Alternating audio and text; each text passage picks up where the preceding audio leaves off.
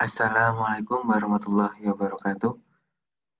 Kembali lagi ke channel Prediksi Fisika. Pada kesempatan kali ini, untuk video yang satu ini, kita akan membahas materi fisika. Materi fisika untuk kelas 11 SMA. Nah, materi fisika di sini, ini kita ambil bagian dari materi pokoknya, yaitu tentang gelombang cahaya. Jadi di sini saya ambil yaitu beberapa bagian saja, yaitu mengenai interferensi celah ganda atau interferensi yang gitu ya. Nah, untuk itu di video kali ini nanti saya akan tunjukkan bagaimana interferensi celah ganda ini bisa terjadi, terus bagaimana pola gelap terang dan sebagainya itu nanti akan dibahas di video kali ini. Untuk itu, sebelum adik-adik lanjut, mohon dukungannya untuk bisa like, subscribe, dan share ke teman-teman yang membutuhkan supaya teman-teman juga lebih paham lagi mengenai namanya interferensi celah ganda atau yang, gitu ya. Oke, kita langsung lanjut ke video, ya kan? Yang pertama yang saya kenalkan di sini ada namanya interferensi cahaya. Itu apa sih interferensi? Nah, interferensi adalah perpaduan dari dua gelombang cahaya. Jadi, interferensi itu terjadi ketika ada dua gelombang cahaya yang saling berinteraksi atau saling berpaduan gitu ya. Jadi saling bertemu gitu. Nah, terus gelombang cahaya yang seperti apa gitu ya? Jadi gelombang cahaya yang namanya yang koheren. Nah, koheren itu apa? Gitu kan bingung ya. Nah, koheren itu adalah ketika ketika frekuensi dan amplitudo yang sama. Jadi nanti dari dua gelombang cahaya nanti yang berinteraksi atau mengalami perpaduan tadi harus koheren, yaitu apa? Memiliki frekuensi yang sama dan amplitudo yang sama, gitu loh. Serta selisih fasenya yang tetap. Jadi beda fasenya itu selalu sama atau selalu tetap di sepanjang gelombang gitu loh. Nah, lanjut ya. Nah, ini saya tunjukkan ya. Ini kan contoh dari apa namanya? Contoh dari interferensi itu, bagaimana interferensi itu terjadi. Nah, adik-adik mungkin udah tahu bahwasanya interferensi itu nanti ketika terjadi maka akan terbagi menjadi dua, ya kan ya. Nanti akan terbentuk namanya pola gelap sama pola terang, kan ya. Nah, yang pertama kita bahas yaitu yang di sini ada namanya pola atau garis terang gitu ya. Nah, pola garis terang itu bagaimana ini? Jadi pola garis terang itu ya, ketika nanti di layar sini ya, ketika nanti di ini kan ini jadi ini adalah plate ya. Plate itu atau istilahnya layarnya gitu ya. Jadi nanti di sini nanti akan terbentuk namanya pola gelap terangnya gitu. Nah, terus di sini kita udah tahu ada namanya source sumber ya. Jadi nanti di sini ada sumber A dan sumber B. Atau istilahnya ada gelombang A sama gelombang B. Karena tadi ya interferensi tadi terjadi ketika dua gelombang itu saling berpaduan atau berinteraksi gitulah ya. Nah, untuk yang pertama yaitu yang pola garis terang, itu nanti apa?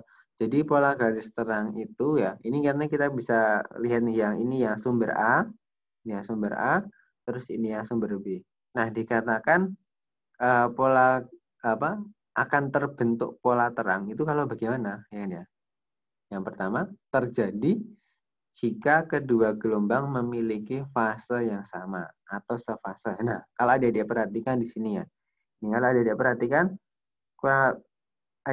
ini yang sumber A sama sumber B ini kalau kita padukan, nah ini kan hampir mendekati satu fase gitulah ya. Ya walaupun nggak sama persis, tapi ini bisa kita anggap ini dalam satu fase yang sama. Jadi kan kita tahu bahwasanya gelombang itu gampangannya kita mengenal ada namanya puncak ya, ada puncak, ada lembah. Nah, nanti di sini ya. Nah, nanti di sini kita padukan antara yang gelombang A sama gelombang B. Nah, kalau kita perhatikan di sini, maka apa? Gelombang A misalnya sini, ini kan berada di puncak. Gelombang B yang sini juga berada di puncak. Makanya apa? Karena dalam satu fase yang sama, maka nanti terbentuklah pola terang. Maka kedua gelombang tadi akan saling menguatkan atau istilahnya konstruktif. Jadi gelombangnya tadi akan menguatkan. Nah, sehingga apa? Nah, sehingga di sini ada namanya sum atau sum ya, atau jumlah dari gelombangnya tadi. Nah, ketika kita jumlahkan tadi dua gelombang yang satu fase, nah maka nanti bentuknya juga kayak gini. Jadi terbentuk apa? Terbentuk juga gelombang baru ya, atau istilahnya gelombang hasil interferensi tadi. Nah, karena terjadi gelombang seperti ini kan ya, maka nanti di layar ini ya di layar sini maka apa? Terbentuk pola terang gitu ya. Jadi nanti di sini terbentuklah namanya pola terang gitu. Nah, terus di sini ada namanya titik nol. Nah, titik nol ini maksudnya adalah ya ini bisa kita katakan sebagai namanya terang pusatnya. Jadi terang pusatnya. Nah, nah, pola gelap atau garis gelapnya. Nah, garis gelap atau pola gelap itu terjadi ya, jika beda fase kedua gelombang adalah 180 derajat atau fasenya bisa kita katakan fasenya itu berlawanan gitu loh ya. Nah, gimana cara melihat kedua fase itu berlawanan? Nah, sama kayak tadi.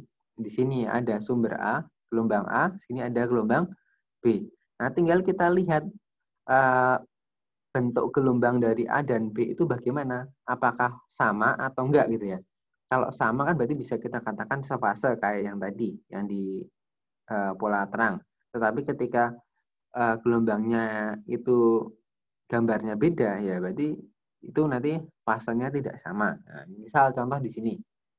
Nah, contohnya di sini. Yang A, yang gelombang A ini kalau adik-adik lihat kan di sini kan berarti ini gelombangnya dalam bentuk posisi apa namanya? Dalam posisi puncak gitu ya. Misalnya membentuk puncak.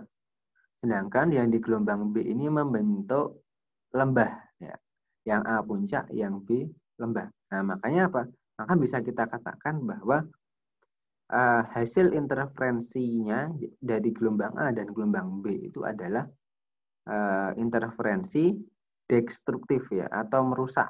Kenapa? Ya karena kan ada dua gelombang fasenya itu berlawanan. Nah, karena fasenya berlawanan maka akan saling menghilangkan. Maka karena saling menghilangkan maka di sini ini apa terbentuknya garisnya garis lurus gitu loh. Jadi terbentuknya garis lurus. Karena terbentuk garis lurus seperti ini, maka nanti bayangan di layar, nah di layar sini nanti apa? Akan terbentuk namanya pola gelap. Jadi di sini nggak berwarna terang kayak kuning seperti ini, tapi di sini jadi polanya jadi gelap gitu. Maka bisa dibedakan ya, jadi bagaimana pola gelap, bagaimana pola terang. Nah, ini aplikasinya yaitu ini aplikasi yang menunjukkan tentang atau istilahnya supaya bisa kita gunakan untuk melihat percobaan interferensi celah ganda. Nah, sebelum itu saya kenalkan dulu. Di sini ada komponen apa saja itu kan ya. Nah, yang pertama di sini ini jelas ya tadi sudah saya katakan ini ada namanya layarnya ya atau nanti untuk menangkap bayangannya atau pola gelap terangnya tadi. Terus di sini ada wavelength ya atau panjang gelombangnya ya. Jadi panjang gelombangnya ini bisa kita atur ya dari yang ini kalau kita kecilkan ini dari eh, panjang gelombang 380 nanometer sampai yang 780 nanometer gitu ya. Jadi panjang gelombangnya seperti itu. Terus di sini ada amplitudo. Nah, amplitudo ini kan nanti kalau kita geser-geser kan nanti bisa dilihat nih ketika amplitudonya besar maka kan nanti apa namanya? Nah, ini kan kelihatan gede-gede gelombangnya gitu. Tapi kalau kita kecilkan nah nanti jadi terlihat kecil. Nah, gitu ya. Kita terus di sini ini adalah jarak antara apa? Jarak antara layar ya. Slit to plate adalah jarak antara layar dengan ini. Nah, ini celahnya. Ini celahnya nih. Jadi ada dua bola ini, istilahnya bisa dua bulatan ini. Nah, ini adalah kita anggap sebagai namanya celah. Yang celah ini nanti digunakan ya untuk melewati sinar tadi. Jadi nanti cahaya itu datang kan ya, cahaya kan datang. Nah, cahayanya nanti sinar atau cahaya itu datang melalui dua celah tadi ya, misal celah A sama celah B ini. Gitu. Maka nanti antara celah A dan celah B nanti akan apa? Terjadi interferensi tadi. Kayak gitu ya. Nah, terus di sini trail step-nya saya bikin satu aja biar lebih terlihat bagiannya gitu ya. Nah, terus ini tadi sini adalah gelombang A-nya ya, gelombang A, terus ini yang gelombang B. Anggap aja yang sini A gitu kan ya, terus yang ini yang celah yang B gitu. Terus nanti kan ini jaraknya bisa kita atur gitu loh. Jarak kedua celahnya bisa kita tentukan gitu loh. Mau diperbesar, mau diperkecil itu nanti bisa kita atur gitu ya. Nah, mari kita coba kan ya, kita coba gelombang hijau ya atau sinar hijau yang di sini panjang gelombangnya kurang lebih 556 nanometer.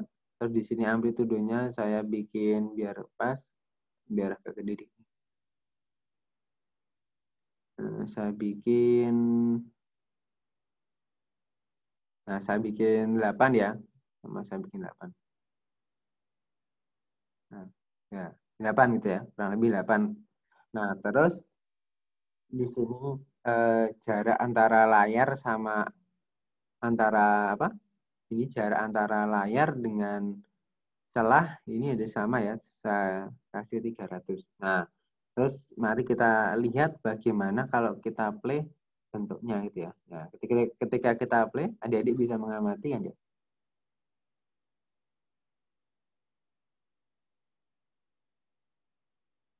Nah, ini adik-adik kan bisa diamati. Nah, di sini nih. Di sini ini polanya gelap nih ya. Di sini gelap, terus ini mulai terang gini ya. Mulai terbentuk pola terangnya kan ya. Jadi pola terangnya itu nggak cuma sebuah titik, itu jadi bisa sebuah garis gitu loh. Di sebuah garis. Nah, nanti ini bisa kita adik-adik perhatikan nih. Di sini, nah ini kan ketika pola terang ini samnya ya atau interferensinya jadi sama. Jadi ada gelombang interferensinya kan sama sefase gitu loh. Karena sefase. Terus nanti kalau gelap bagaimana? Nah, tunggu. Nanti akan terbentuk gelapnya. Nah, kita tunggu yang belakang. Nah, ini hampir gelap. Ini gelap ya. Oke. Nah, ini kan gelap. Nah, gelap kan? Nah, ini karena apa? Fasenya berlawanan kan ya. Maka bisa ada diperhatikan tadi ya sesuai yang saya udah katakan tadi ya, di gambar tadi kan seperti itu. Ini gitu kan ya. Jadi aplikasi ini atau simulasi ini sangat membantu sekali ya untuk memahami bagaimana cara kerja dari interferensi cahaya tersebut. Gitu ya. Nah, ini ya, adik-adik, kita kita bahas tentang materinya. Ya. Jadi di sini saya sajikan, ya kan ya, ini kan gambar ya, istilahnya gambar sederhananya dari interferensi cahaya kan ya. Jadi tadi kan cahaya tadi kan ini ya. Cahaya datang melewati dua celah nih, ada celah satu sama celah dua. Nah, nanti cahaya atau sinar tadi yang datang masuk ke kedua celah ini apa? Nanti akan saling interferensi. Nah, maka nanti di bagian sini nanti akan terbentuk namanya pola gelap terang, gitu ya. Terus yang kita bahas dulu ya, karena tadi kan kita tahu bahwasanya interferensi itu menghasilkan pola gelap terang. Nah, pola terang itu bisa kita sebut dengan namanya interferensi maksimum, gitu ya. Jadi dikatakan berinterferensi maksimum. Nah, di sini ada namanya delta S ya. Nah, delta S ini ya ini perbedaan sini ya. Jadi perbedaannya atau bisa kita sama dengan kan namanya d sin theta sama dengan n lambda gitu ya. Itu. Terus di sini kan ada DD tadi ya, ingat ya, D tadi adalah jarak antara dua celahnya ini ya, yang sini. Jarak antara dua celah. Terus sin theta sama dengan n lambda. Nah, n di sini adalah ini apa?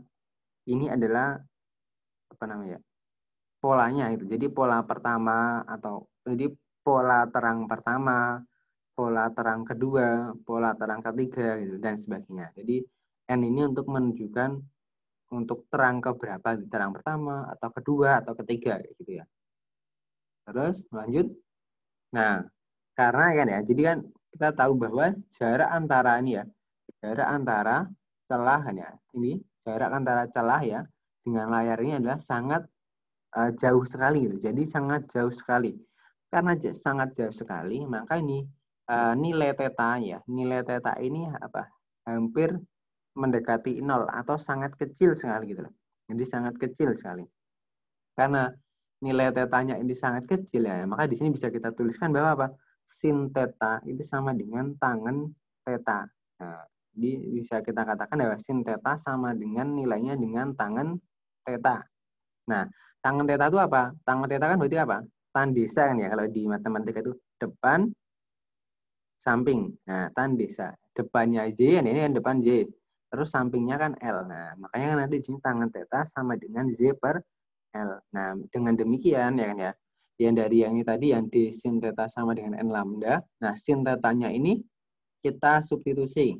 Kita ganti dengan Z per L. Makanya jadi dz per L sama dengan N lambda. Seperti itu ya. Nah, terus ini untuk apa? Nama-namanya ya kan ya. Jadi delta S tadi selisih lintasannya ya kan ya. Jadi kan banyak lintasannya di sini terbentuknya. Terus theta tadi sudutnya kan ya, jelas. D itu lebar celah, ini maksudnya celah ini ya, celah gandanya ini kan ya. Terus Y itu adalah jarak dari terang pusat ke pita terang ke N. Tokannya Y itu dari terang pusat ya menuju terang 1 atau terang 2 dan terang 3 dan selanjutnya. Terus N tadi adalah polanya ya. Jadi ada berapa polanya. Jadi polanya dari 1, 2, 3 dan sebagainya. Nah, selanjutnya ya. Oke, ini kita lanjut ke namanya yang interferensi minimum. Nah, tadi karena ada maksimum, tadi yang terang ya. Terus yang gelap yaitu disebut interferensi minimum. Untuk persamaannya hampir mirip ya.